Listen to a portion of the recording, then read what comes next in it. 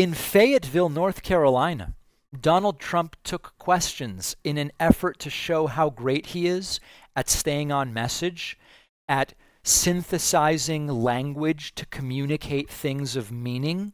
And Donald Trump, once again, as the questions came in, embroiled in a battle to the death against Merriam-Webster dictionary, as well as his own tongue and teeth and brain, all of them conspiring to not allow Trump to put together coherent thoughts. Almost beyond parody, Trump starts the event in North Carolina by vowing bravely to restore Confederate names to some military facilities that were renamed away from Confederate. I hate to call them heroes, but I guess they're heroes to the losing side. Listen to this. Question that I asked: should we change the name from Fort Liberty back to Fort Bragg? First question.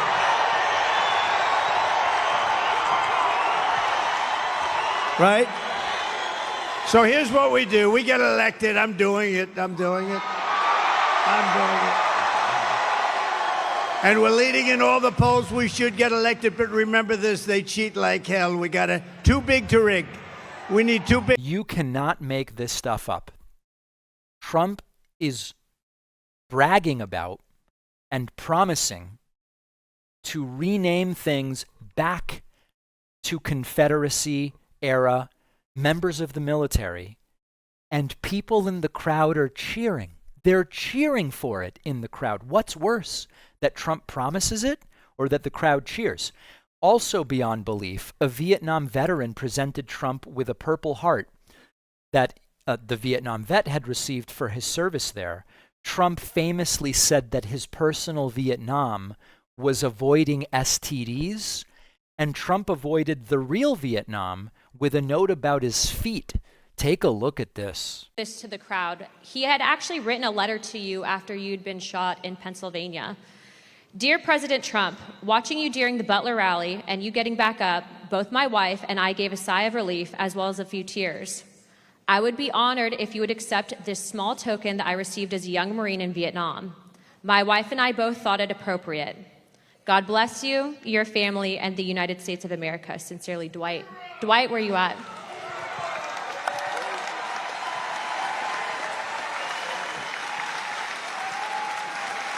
Thank you.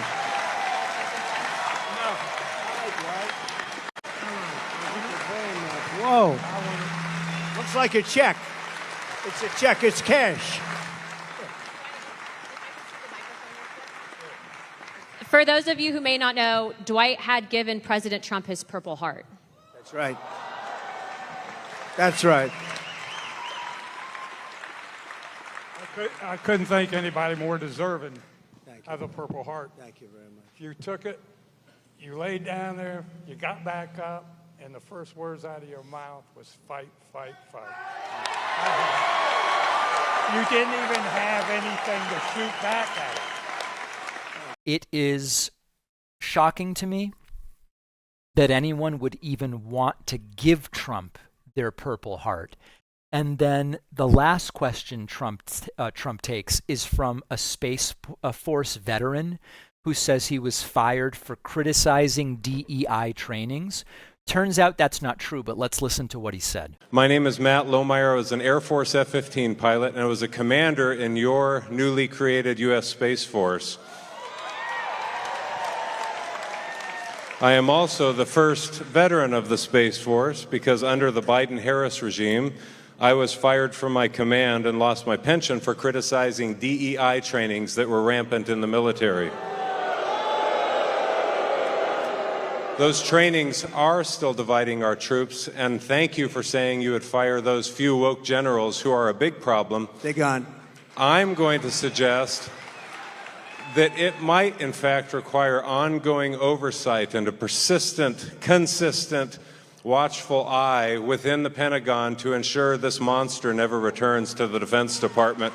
Will you consider establishing a special task force, office, or position to ensure that these monsters never return to the Defense And you know Department. what I'll do? And I'm pretty good at this stuff. Sometimes you get it wrong. I'm going to put you on that task force. I think it's good. Not going to do better than him. I'll put you on. Make sure you give the name. Thank you. Beautiful. Right? I have your approval. Yes, sir. I have your approval. We're not going to get better than him. You're right about it. You're right. 100%. Thank you. I'm cut. Mr. President. This guy was not fired because he criticized DEI. He was fired because he went on a podcast while on active duty using his rank and title to accuse fellow members of the military of being Marxists. That's not allowed. The DOJ doesn't like it when a commanding officer accuses his own enlisteds of being Marxists. They're lying about what's going on, and they're lying about what they're doing, and they're lying about what's happening to them. What's worse, Trump speaking off of a teleprompter without taking these questions, or Trump taking the questions and making an even bigger fool out of himself? You're going to have to decide. I wrote a book. This was so much work and a long time coming, but I am thrilled about how it turned out, and I hope you will read it. The book is called The Echo Machine. The 10-second summary is I explain how things broke in American politics, how to fix it, and which countries have already figured it out. No matter who wins in November, we need a plan, and that's what the book is about. If Trump wins, the book is a warning about how we got here and how to prevent it from getting worse. If Kamala Harris wins, the book explains what we do with this incredible opportunity to improve the lives of Americans. The book faces long odds, I will admit. There's the belief that to have a successful political book, you need corporate media, and that it really can't be done successfully with an independent media platform like mine. But I believe that we can prove them wrong. I hope you will order the book today. You can get The Echo Machine at davidpakman.com/echo, on Amazon, Barnes & Noble, Audible, Kindle, anywhere that books, ebooks, and audiobooks are sold. You can also call any local bookstore, ask them to order The Echo Machine by David Pakman. No matter where you get the book, you will get the free pre-order bonuses, including a signed book plate. After ordering, just go to davidpakman.com/freebookstuff. davidpakman.com/freebookstuff to get the free stuff. Let's do this.